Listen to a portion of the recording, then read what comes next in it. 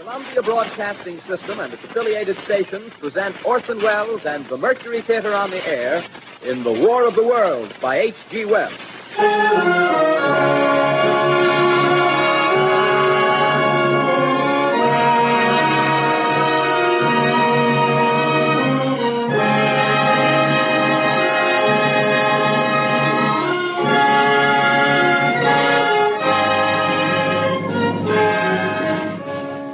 Ladies and gentlemen, the director of the Mercury Theater and star of these broadcasts, Orson Welles. We know now that in the early years of the 20th century, this world was being watched closely by intelligences greater than man's, and yet as mortal as his own. We know now that as human beings busied themselves about their various concerns, they were scrutinized and studied, perhaps almost as narrowly as a man with a microscope might scrutinize the transient creatures that swarm and multiply in a drop of water. With infinite complacence, people went to and fro over the earth about their little affairs, serene in the assurance of their dominion over this small, spinning fragment of solar driftwood, which by chance or design, man has inherited out of the dark mystery of time and space. Yet across an immense ethereal gulf, minds that are to our minds as ours are to the beasts in the jungle, intellects vast, cool, and unsympathetic, regarded this earth with envious eyes and slowly and surely drew their plans against us. In the 39th year of the 20th century came the Great Disillusionment. Near the end of October, business was better. The war scare was over. More men were back at work. Sales were picking up. On this particular evening, October 30th, the Crosley service estimated that 32 million people were listening in on radios. For the next 24 hours, not much change in temperature. A slight atmospheric disturbance of undetermined origin is reported over Nova Scotia, causing a low-pressure area to move down rather rapidly over the northeastern states, bringing a forecast of rain accompanied by winds of light gale force. Maximum temperature 66, minimum 48. This weather report comes to you from the Government Weather Bureau. We take you now to the Meridian Room in the Hotel Park Plaza in downtown New York, where you will be entertained by the music of Raymond Raquello and his orchestra.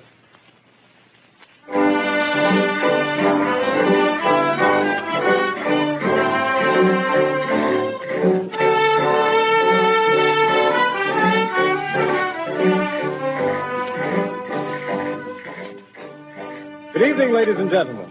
From the Meridian Room in the Park Plaza Hotel in New York City, we bring you the music of Raymond Raquello and his orchestra. With a touch of the Spanish, Raymond Raquello leads off with La Comparsita.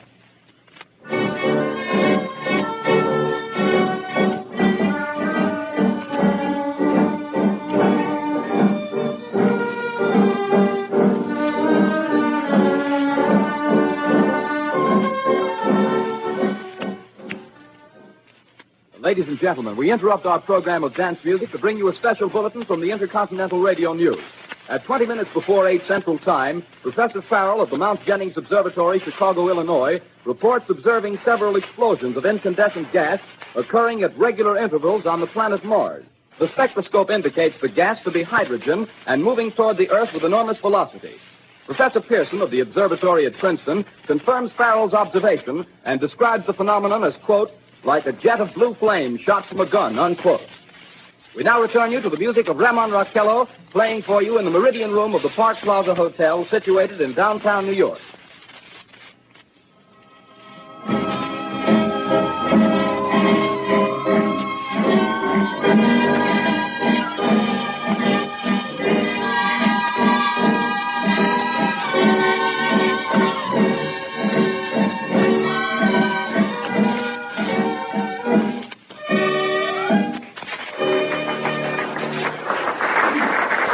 And now a tune that never loses favor, the ever-popular Stardust, Raymond Raquello and his orchestra.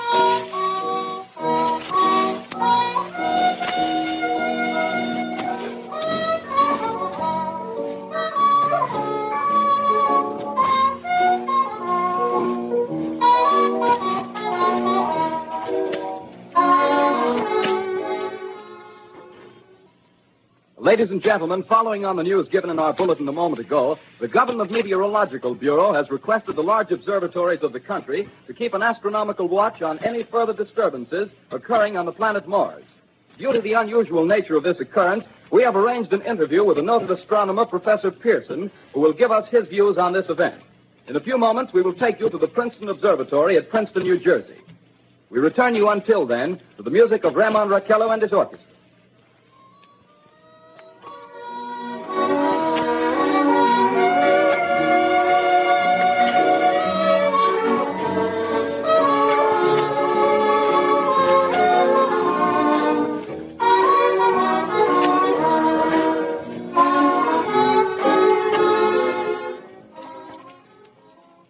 We are ready now to take you to the Princeton Observatory at Princeton, where Carl Phillips, our commentator, will interview Professor Richard Pearson, famous astronomer. We take you now to Princeton, New Jersey.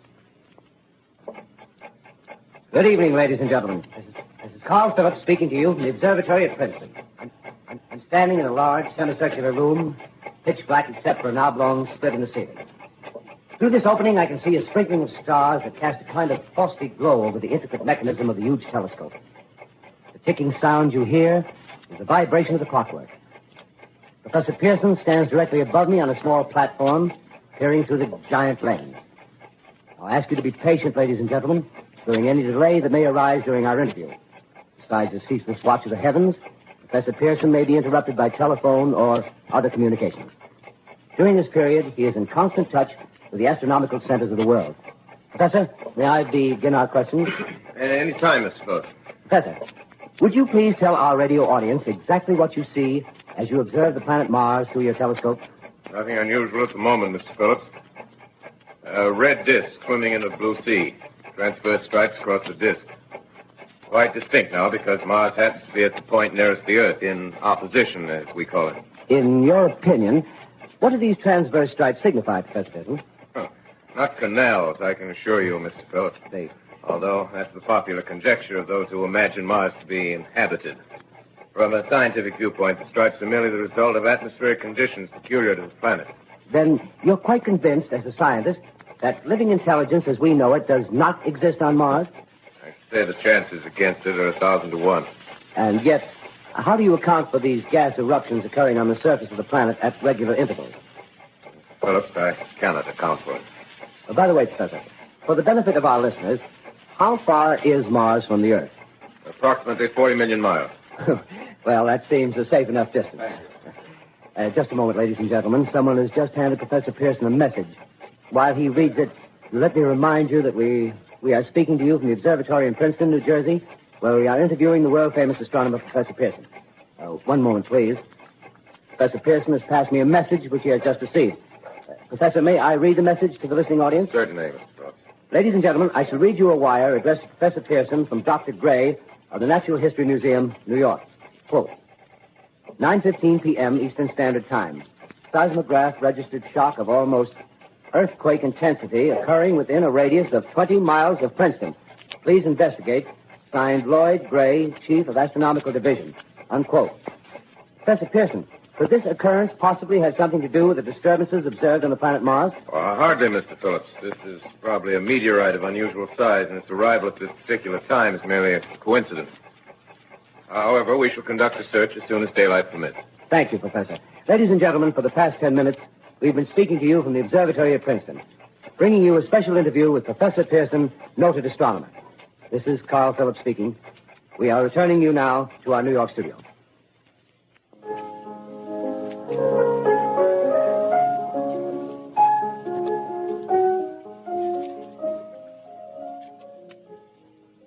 Ladies and gentlemen, here is the latest bulletin from the Intercontinental Radio News.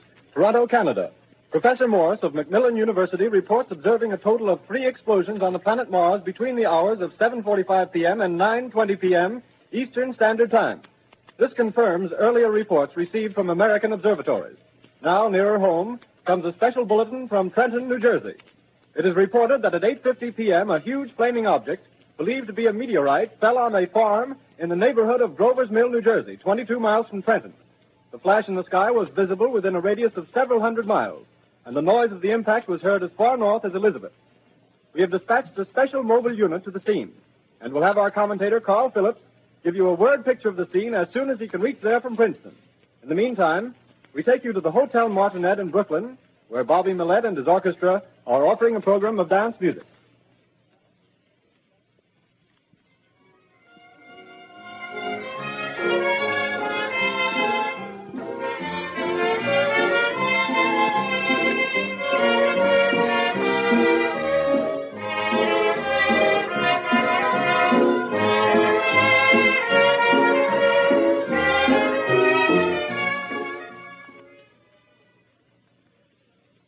We take you now to Grover's Mill, New Jersey.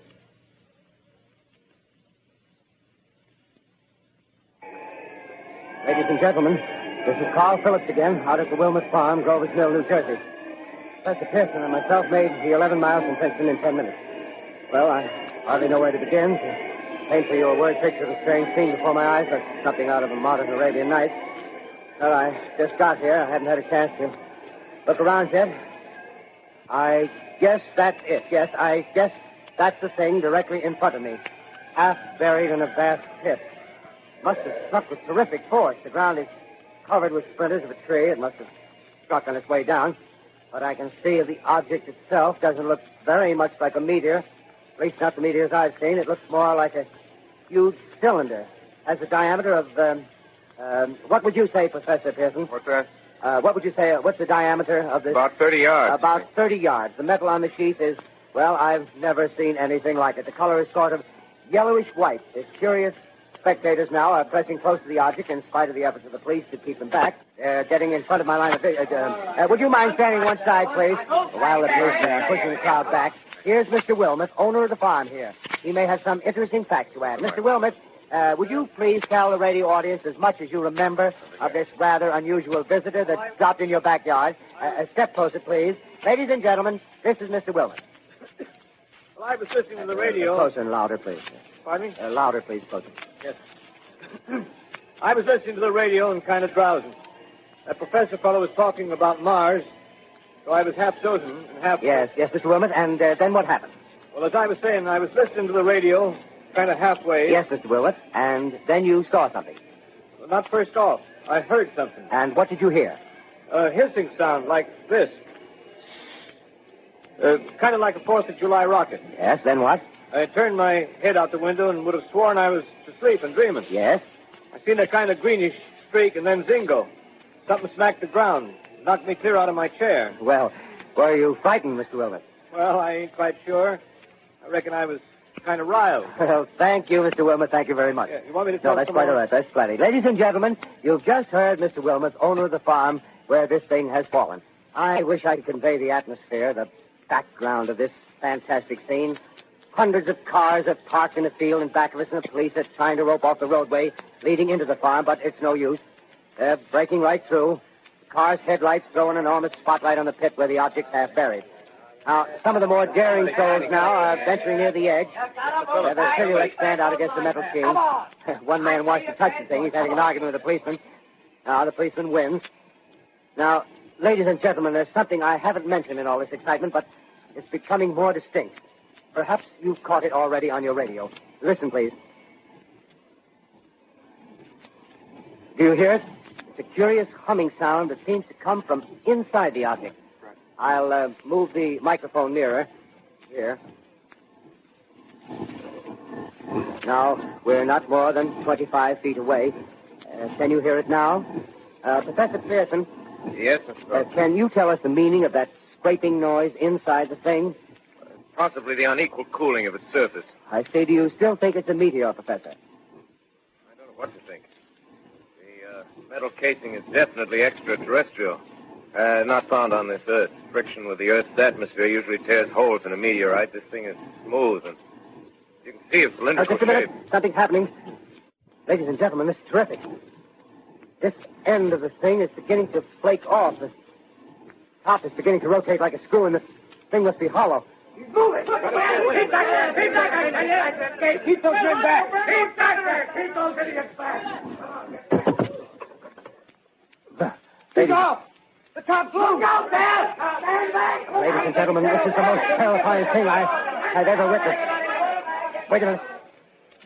Someone's calling someone or something. I can see turning out of that black hole two luminous discs. The eyes, it might be a face, might be almost... Good heavens. Something wriggling out of the shadow like a gray snake. Now it's another one and another one and another one. They look like tentacles to me. Oh, yeah, I can see the thing's body. Now it's large. As large as a bear. It glistens like wet leather, but that face, ladies and gentlemen, it's indescribable. I can hardly force myself to keep looking at it. It's so awful. The eyes are black and they gleam like a serpent. The mouth is a kind of D-shape with saliva dripping from its rimless lips that seem to quiver and pulsate. And the monster or whatever it is can hardly move. It seems weighed down by possibly gravity or something. The thing's rising up now and the crowd falls back. It seems plenty. The most extraordinary experience, ladies and gentlemen. I can't find words. Well, I'll pull this microphone with me as I talk. I'll have to stop the description until I can take a new position. Hold on, will you, please? I'll be right back in a minute.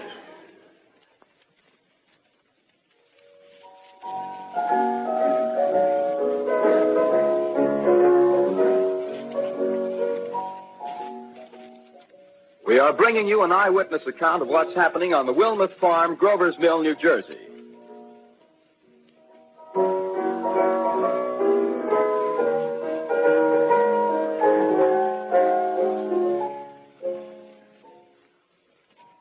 We now return you to Carl Phillips at Grover's Mill.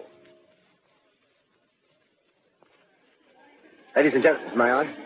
Ladies and gentlemen, here I am, back of a stone wall that adjoins Mr. Wilmot's garden. From here, I get a sweep of the whole scene. I'll give you every detail as long as I can talk and as long as I can see. More state police have arrived. They're drawing up a cordon in front of the pit. About 30 of them. No need to push the crowd back now. They're willing to keep their distance. The captain's conferring with someone. Can't quite see who. Oh, yes, I believe it's Professor Pearson. Yes, it is. Now they've parted, and the professor moves around one side, studying the object while the captain and two policemen advance with something in their hands. I can see it now. It's a white handkerchief tied to a pole. Flag of truce. If those creatures know what that means, what anything means. Wait a minute, something's happening. A humped shape is rising out of the pit. I can make out a small beam of light against a mirror. What's that? There's a shed of flame springing from the mirror, and it leaps right at the advancing men. He strikes them head on. Oh, Lord, they're turning into flames. Now the whole field's caught up by the woods, the barns, the gas tanks of the automobiles spreading everywhere. It's coming this way now, about 20 yards to my right.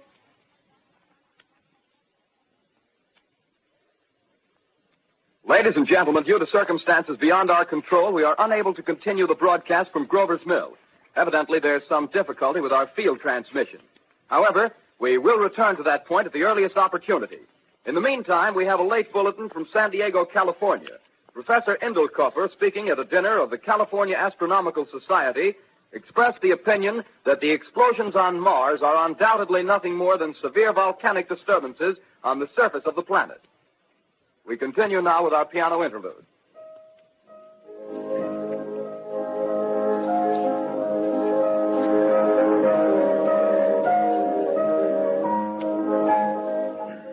Ladies and gentlemen, I've just been handed a message that came in from Grover's Mill by telephone. Just one moment, please. At least 40 people, including 6 state troopers, lie dead in a field east of the village of Grover's Mill. Their bodies burned and distorted beyond all possible recognition.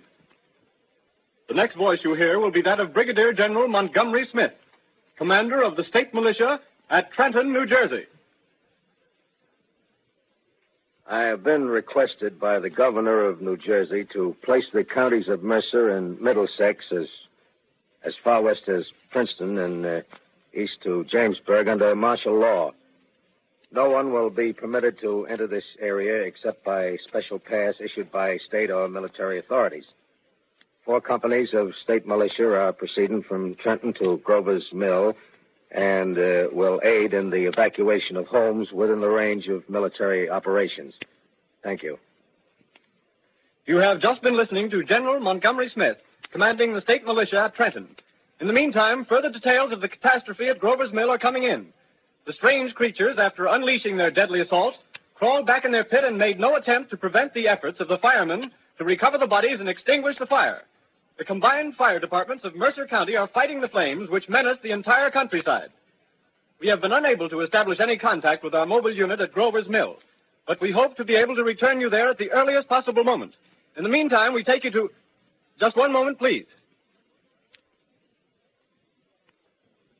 Ladies and gentlemen, I have just been informed that we have finally established communication with an eyewitness of the tragedy. Professor Pearson has been located at a farmhouse near Grover's Mill, where he has established an emergency observation post. As a scientist, he will give you his explanation of the calamity. The next voice you hear will be that of Professor Pearson, brought to you by direct wire. Professor Pearson. Of the creatures in the rocket cylinder at Grover's Mill, I can give you no authoritative information, either as to their nature, their origin, or their purposes here on Earth. Of their destructive instrument, I might venture some conjectural explanation. For want of a better term, I shall refer to the mysterious weapon as a heat ray. It's all too evident that these creatures have scientific knowledge far in advance of our own. It's my guess that in some way they are able to generate an intense heat in a chamber of practically absolute non-conductivity. This intense heat they project in a parallel beam against any object they choose by means of a polished parabolic mirror of unknown composition, much as the mirror of a lighthouse projects a beam of light. That is my conjecture of the origin of the heat ray. Thank you, Professor Pearson. Ladies and gentlemen, here is a bulletin from Trenton. It is a brief statement informing us that the charred body of Carl Phillips has been identified in the Trenton Hospital. Now, here's another bulletin from Washington, D.C. The Office of the Director of the National Red Cross reports 10 units of Red Cross emergency workers have been assigned to the headquarters of the state militia, stationed outside of Grover's Mill, New Jersey. Here's a bulletin from State Police, Princeton Junction. The fires at Grover's Mill and vicinity are now under control. Scouts report all quiet in the pit, and there is no sign of life appearing from the mouth of the cylinder. Now, ladies and gentlemen, we have a special statement from Mr. Harry McDonald, Vice President in charge of operations. We have received a request from the state militia of Trenton to place at their disposal our entire broadcasting facilities. In view of the gravity of the situation, and believing that radio has a responsibility to serve in the public interest at all times, we are turning over our facilities to the state militia at Trenton.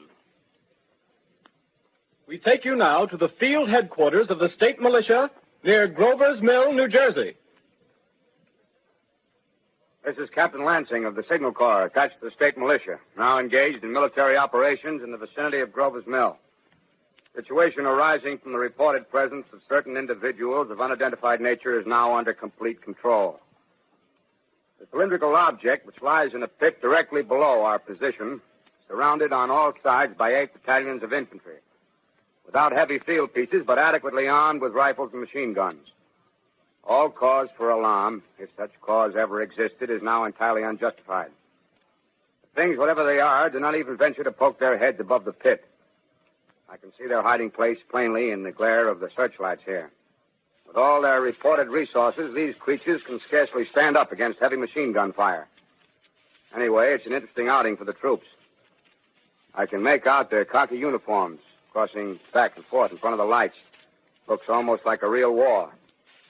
There appears to be some slight smoke in the woods bordering the Millstone River, probably fire started by campers. Well, we ought to see some action soon. One of the companies is deploying on the left flank. A quick thrust and it'll all be over. Oh, wait a minute. I see something on top of the cylinder. No, it's nothing but a shadow. Now the troops are on the edge of the Wilmot Farm. 7,000 armed men closing in on an old metal tube. A tub, rather. Well, wait, that wasn't a shadow. It's something moving. Solid metal, kind of a shield-like affair rising up out of the cylinder. It's going higher and higher. What? It's standing on legs, actually rearing up on a sort of metal framework. Now it's reaching above the trees and the searchlights are on it. Hold on.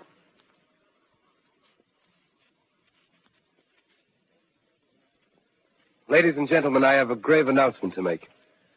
Incredible as it may seem, both the observations of science and the evidence of our eyes lead to the inescapable assumption that those strange beings who landed in the Jersey farmlands tonight are the vanguard of an invading army from the planet Mars.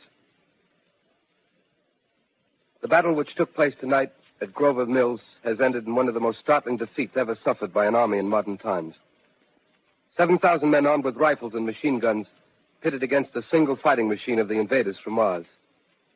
120 known survivors. The rest strewn over the battle area from Grover's Mill to Plainsboro, crushed and trampled to death under the metal feet of the monster, or burned to cinders by its heat ray. The monster is now in control of the middle section of New Jersey and has effectively cut the state through its center. Communication lines are down from Pennsylvania to the Atlantic Ocean.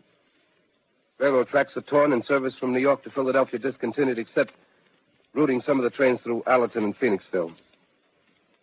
Highways to the north, south, and west are clogged with frantic human traffic. Police and army reserves are unable to control the mad flight. By morning, the fugitives will have swelled Philadelphia, Camden, and Trenton. It is estimated to twice their normal population. Martial law prevails throughout New Jersey and eastern Pennsylvania. At this time, we take you to Washington for a special broadcast on the national emergency. The Secretary of the Interior. Citizens of the nation, I shall not try to conceal the gravity of the situation that confronts the country, nor the concern of your government in protecting the lives and property of its people. However, I wish to impress upon you, private citizens and public officials, all of you, the urgent need of calm and resourceful action. Fortunately, this formidable enemy is still confined to a comparatively small area, and we may place our faith in the military forces to keep them there. In the meantime, placing our faith in God, we must continue the performance of our duties, each and every one of us, so that we may confront this destructive adversary with a nation united, courageous, and consecrated to the preservation of human supremacy on this earth. I thank you. You have just heard the Secretary of the Interior speaking from Washington. Bulletins too numerous to read are piling up in the studio here. We're informed that the central portion of New Jersey is blacked out from radio communication due to the effect of the heat ray upon power lines and electrical equipment. Here's a special bulletin in New York. Cables have been received from English, French, and German scientific bodies offering assistance. Astronomers report continued gas outbursts at regular intervals on the planet Mars. The majority voiced the opinion that the enemy will be reinforced by additional rocket machines. There have been several attempts made to locate Professor Pearson of Princeton, who has observed Martians at close range. It is feared he was lost in the recent battle. Langham Field, Virginia. Scouting planes report 3 Martian machines visible above treetops, moving north toward Somerville with population fleeing ahead of them. The heat ray is not in use, although advancing at express train speed, invaders pick their way carefully.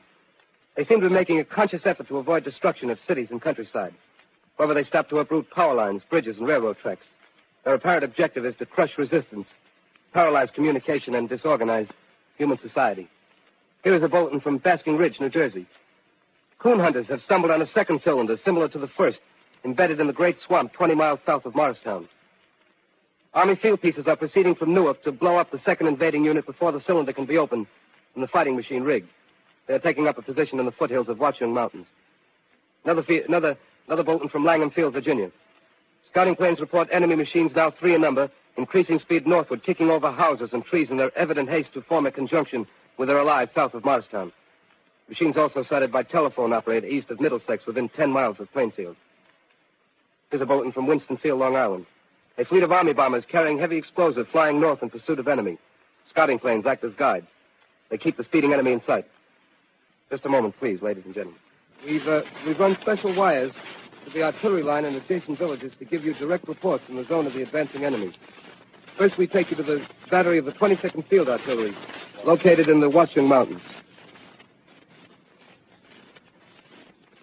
Range 32 meters. 32 meters. Projection 39 degrees. 39 degrees. Fire. 140 yards to the right, sir. Shift range 31 meters. 31 meters. Projection 37 degrees. 37 degrees. Fire.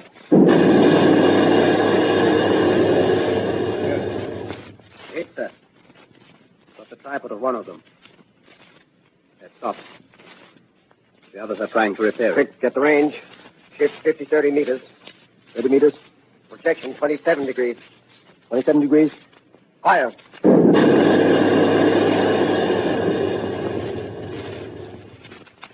Can't see the shell lamp, sir. Letting off a smoke. What is it? Black smoke, sir. Moving this way. Lying close to the ground. Moving fast. Put on gas masks. Get ready to fire. Shift to 24 meters. 24 meters. Projection 24 degrees. 24 degrees. Fire.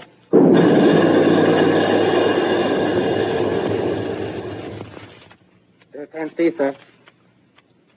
Smoke's coming nearer. Get the range. 23 meters. 23 meters. 23 meters. 22 degrees. 22 degrees.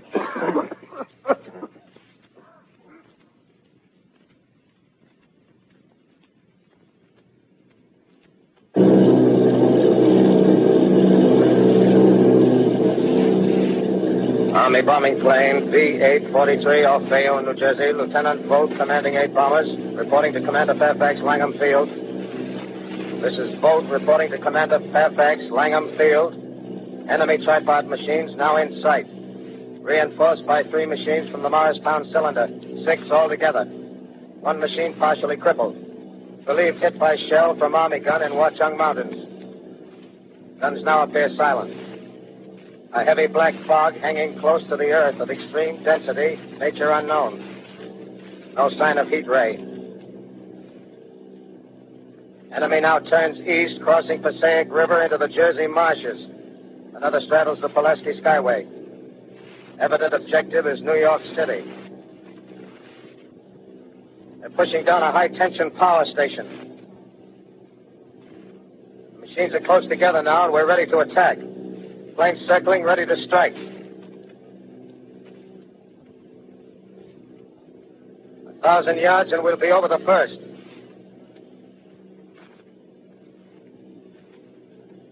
$800 yards.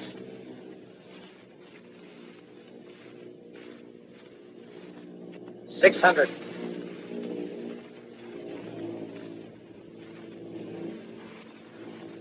$400. 200. There they go. The giant arm raised. Green flash. They're spraying us with flame. 2,000 feet. Engines are giving out. No chance to release bombs. Only one thing left. Drop on them, plane and all. We're diving on the first one. Now the engine's gone. 8.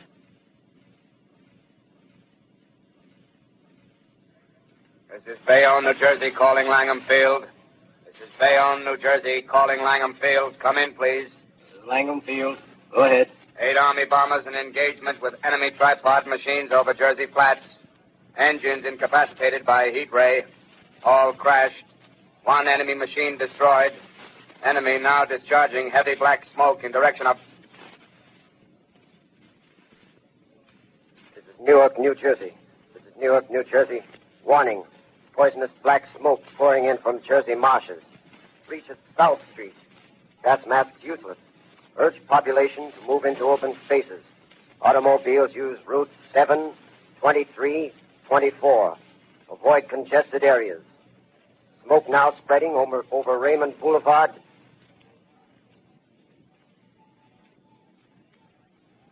Two X2L calling CQ. 2X2L calling CQ. 2X2L calling 8X3R. Come in, please. This is 8X3R coming back at 2X2L. How's reception? How's reception? Okay, please. Where are you, 8X3R? What's the matter? Where are you?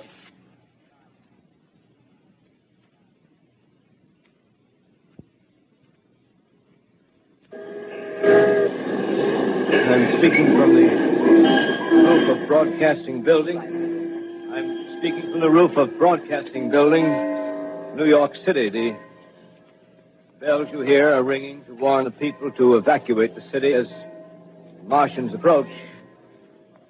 Estimated in the last 2 hours, 3 million people have moved out along the roads to the north.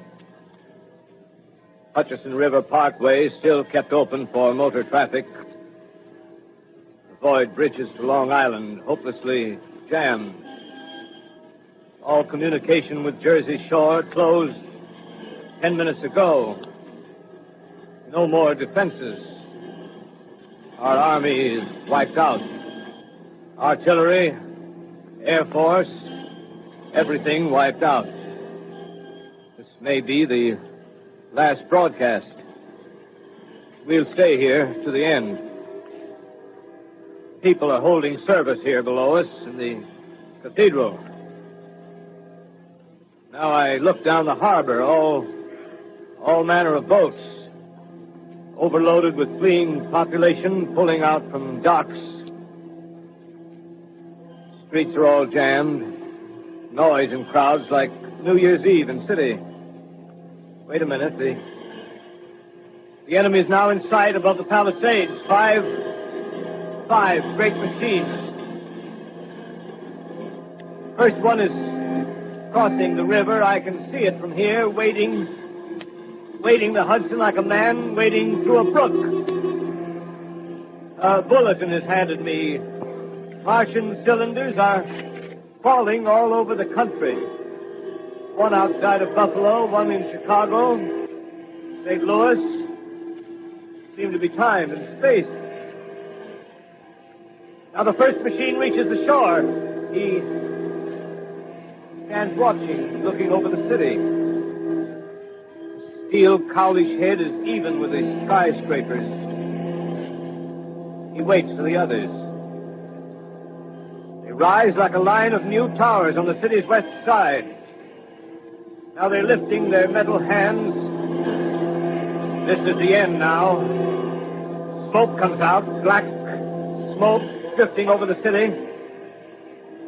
People in the streets see it now.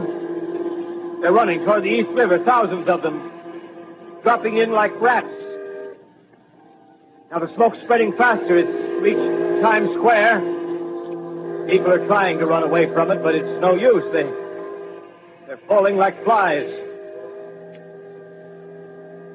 Now the smoke's crossing 6th Avenue. 5th Avenue. 100 yards away. It's 50 feet.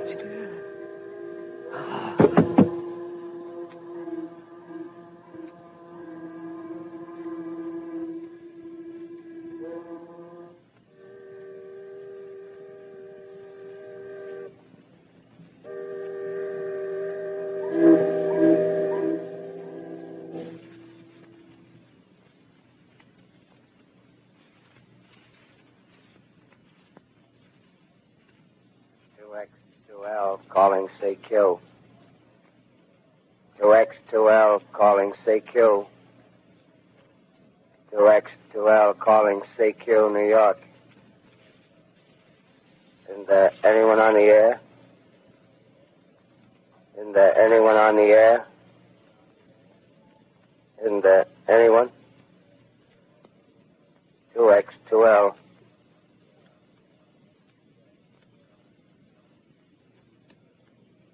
You are listening to a CBS presentation of Orson Welles and the Mercury Theater on the Air in an original dramatization of The War of the Worlds by H.G. Wells. The performance will continue after a brief intermission. This is the Columbia Broadcasting System. The War of the Worlds by H.G. Wells, starring Orson Welles and the Mercury Theater on the Air.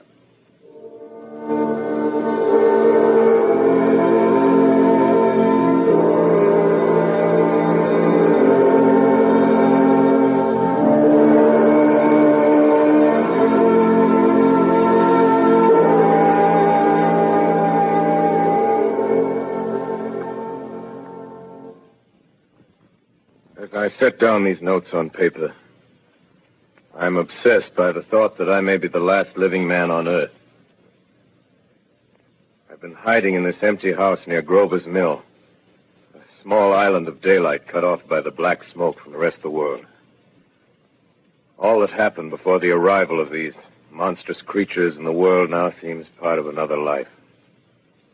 A life that has no continuity with the present. Furtive existence of the lonely derelict who pencils these words on the back of some astronomical notes bearing the signature of Richard Pearson. I look down at my blackened hand and I try to connect them with a professor who lives at Princeton and who, on the night of October 20th, glimpsed through his telescope an orange splash of light on a distant planet. My wife, my colleagues, my students, my books, my observatory, my world. Where are they? Did they ever exist? Am I Richard Pearson? What day is it? Do days exist without calendars? Does time pass when there are no human hands left to wind the clocks? In writing down my daily life, I tell myself I shall preserve human history between the dark covers of this little book that was meant to record the movements of the stars. But to write, I must live, and to live, I must eat. Find moldy bread in the kitchen and an orange not too spoiled to swallow. Keep watch at the window. Time to time, I catch sight of a Martian above the black smoke.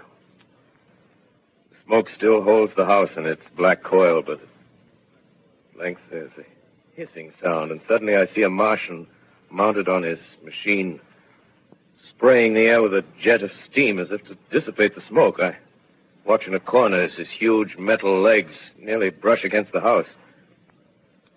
Exhausted by terror, I fall asleep. Morning. Sun streams in the window. The black cloud of gas is lifted, and the scorched meadows to the north look as though a black snowstorm had passed over them. I venture from the house. I make my way to a road, no traffic. Here and there, a wrecked car, baggage overturned, a blackened skeleton. Push on north. For some reason, I feel safer trailing these monsters than running away from them. And I keep a careful watch. I've seen the Martians feed. Should one of their machines appear over the top of trees, I'm ready to fling myself flat on the earth. I come to a chestnut tree. October. Chestnuts are ripe. Fill my pockets. Must keep it alive. 2 days I wander in a vague northerly direction through a desolate world. Finally, I notice a living creature. A small red squirrel in a beech tree. I stare at him and wonder. He stares back at me. I believe at that moment the animal and I shared the same emotion. The joy of finding another living being. Push on north. I find dead cows in a brackish field, and beyond the charred ruins of a dairy and a silo, remain standing guard over the wasteland like a lighthouse, deserted by the sea. Astride the silo perches a weathercock. The arrow points north. North. Next day, I come to a city. City vaguely familiar in its contours, yet its buildings strangely dwarfed and leveled off as if a giant had sliced off its highest towers with a capricious sweep of his hand. Reached the outskirts, I found Newark. Newark, undemolished but humbled by some whim of the advancing Martians. Presently, with an odd feeling of being watched, I caught sight of something crouching in a doorway. I made a step towards it. It rose up and became a man. A man armed with a large knife. Stop! Where do you come from? I come from many places. A long time ago, from Princeton. Princeton, huh?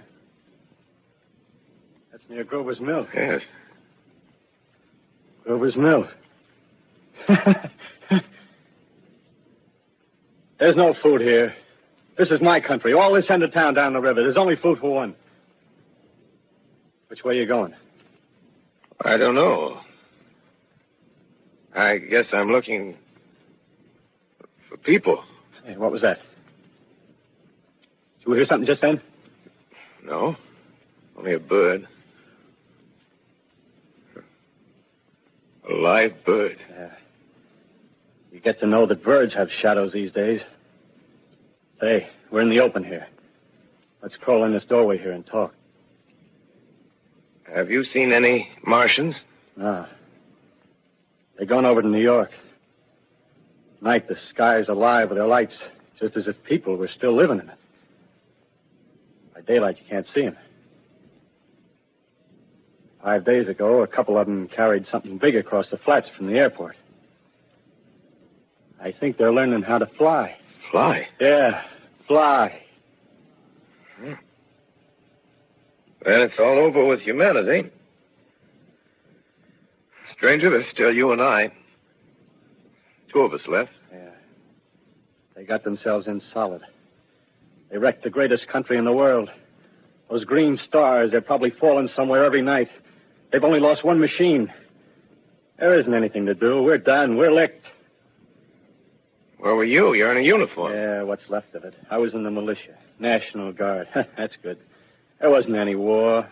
Any more than there's war between men and ants. Yes, but we're eatable ants. I found that out. What'll they do to us? I thought it all out. Right now, we're caught as we're wanted. A Martian only has to go a few miles to get a crowd on the run. But they won't keep on doing that. They'll begin catching us systematic, like keeping the best and storing us in cages and things. They haven't begun on us yet. Not begun? Not begun. All that's happened so far is because we don't have sense enough to keep quiet.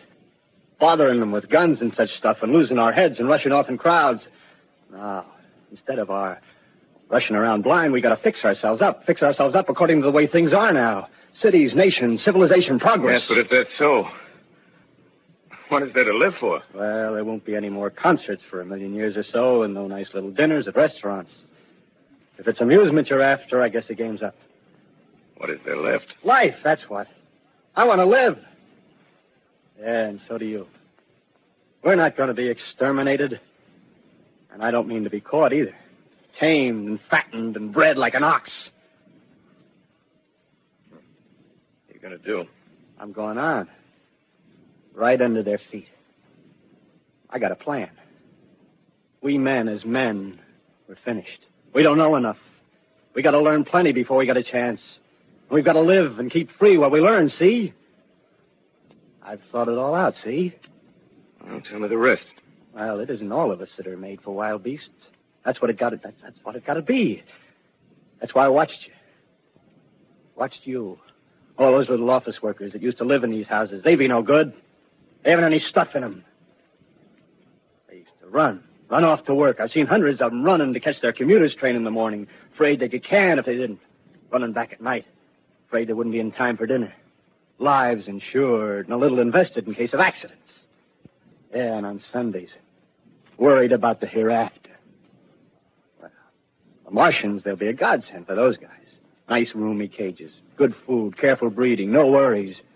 Yeah, after a week or so of chasing around the fields on empty stomachs, they'll come and be glad to be caught.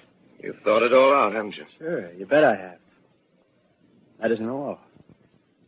These Martians are going to make pets of some of them. Train them to do tricks.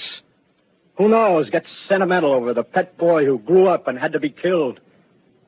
Yeah, and some maybe. They'll train to hunt us. Oh, no, it's impossible. Human Yes, they will. There's men who do it gladly. If one of them ever comes after me, by... In the meantime,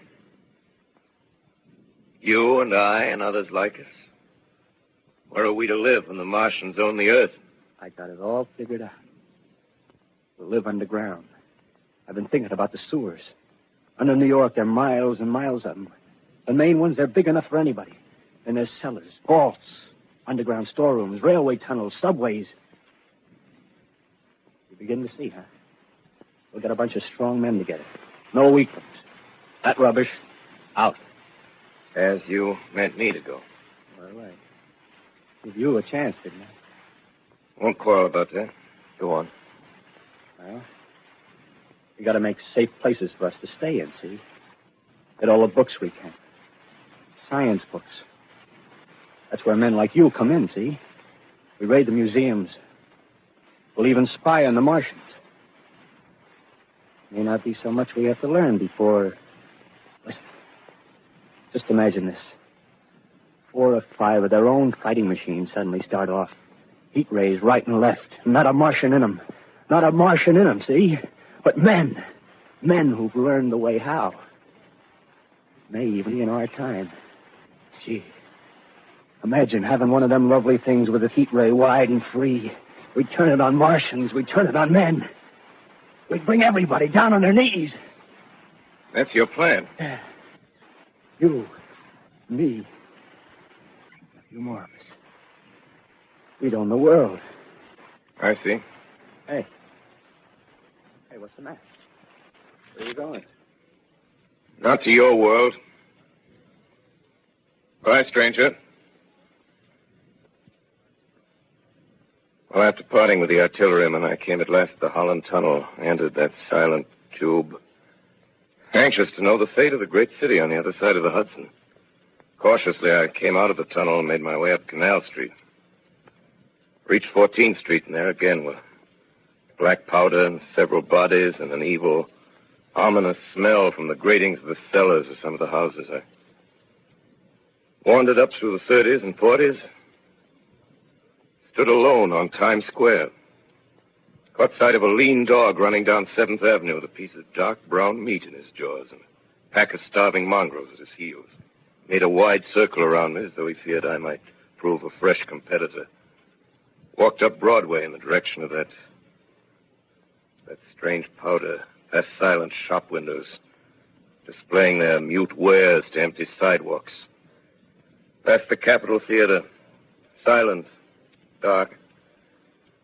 Past a shooting gallery where a row of empty guns faced an arrested line of wooden ducks. Near Columbus Circle, I noticed models of 1939 motor cars in the showrooms facing empty streets. Over the top of the General Motors building, I watched a flock of black birds circling in the sky. Hurried on. Suddenly, I caught sight of the hood of a Martian machine, standing somewhere in Central Park, gleaming in the late afternoon sun. An insane idea. I rushed recklessly across Columbus Circle and into the park. I climbed a small hill above the pond at 60th Street, and from there I could see, standing in a silent row along the mall, 19 of those great metal titans, their cowls empty, their steel arms hanging listlessly by their sides. I looked in vain for the monsters that inhabit those machines. Suddenly, my eyes were attracted to the immense flock of black birds that hovered directly below me. They circled to the ground. And there before my eyes, stark and silent, lay the Martians with the hungry birds pecking and tearing brown shreds of flesh from their dead bodies.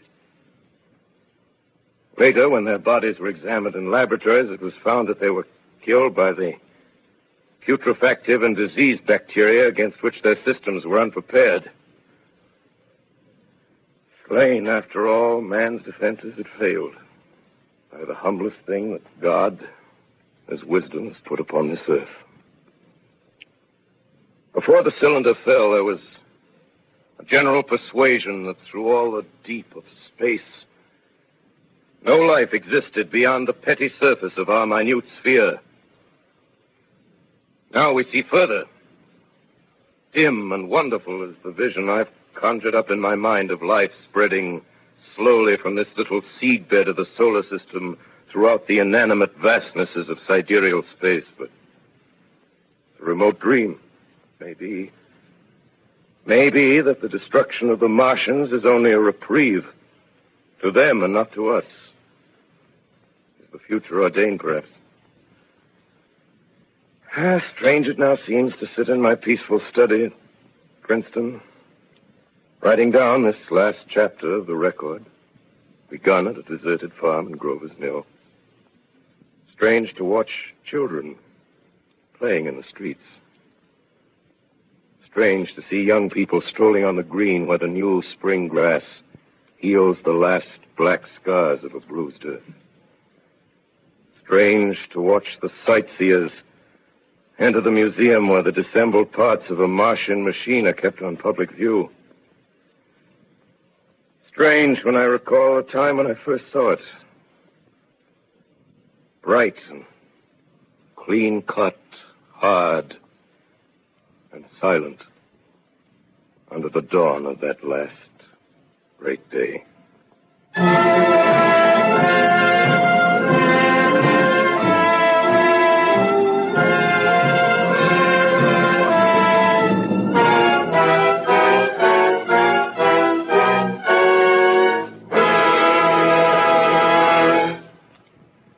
This is Orson Welles, ladies and gentlemen. Out of character, to assure you that the War of the Worlds has no further significance than as the holiday offering it was intended to be. The Mercury Theater's own radio version of dressing up in a sheet and jumping out of a bush and saying boo. Starting now, we couldn't soap all your windows and steal all your garden gates. By tomorrow night, so we did the best next thing. We annihilated the world before your very ears and utterly destroyed the CBS.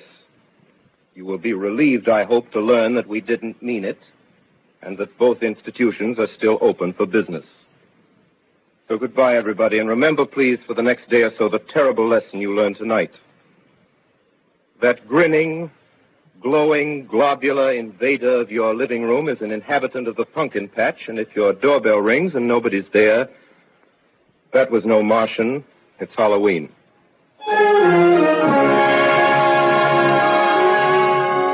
Tonight, the Columbia Broadcasting System and its affiliated stations coast to coast has brought you The War of the World by H.G. Wells, the 17th in its weekly series of dramatic broadcasts featuring Orson Welles and the Mercury Theater on the air. Next week, we present a dramatization of 3 famous short stories. This is the Columbia Broadcasting System.